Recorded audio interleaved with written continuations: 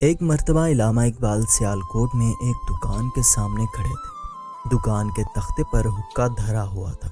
علامہ اقبال حقہ پی رہے تھے۔ ان کا ایک جوتا پاؤں میں اور دوسرا زمین پر تھا۔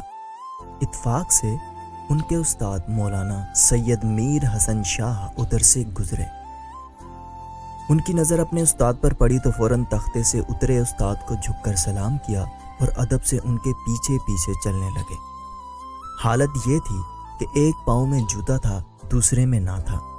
اسی حالت میں شرمساری محسوس کیے بغیر استاد کو گھر تک پہنچا کر لوٹے اور پھر اپنا جوتا پہنا۔ استاد معاشرے کی سب سے قابل قدر شخصیت ہے، مگر دور حاضر میں اس کے ادب و احترام کو بھلا دیا گیا ہے۔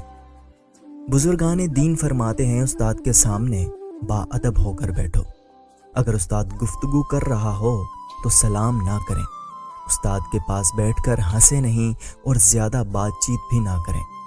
استاد کے پاس بیٹھ کر دوسری طرف متوجہ نہ ہوں۔ استاد کی سختیوں کو برداشت کریں۔ استاد کی غیر موجودگی میں بھی اس کے ادب کا لحاظ کریں اور استاد کی زندگی میں اور موت کے بعد اس کے لیے دعا کریں۔ Happy teacher day.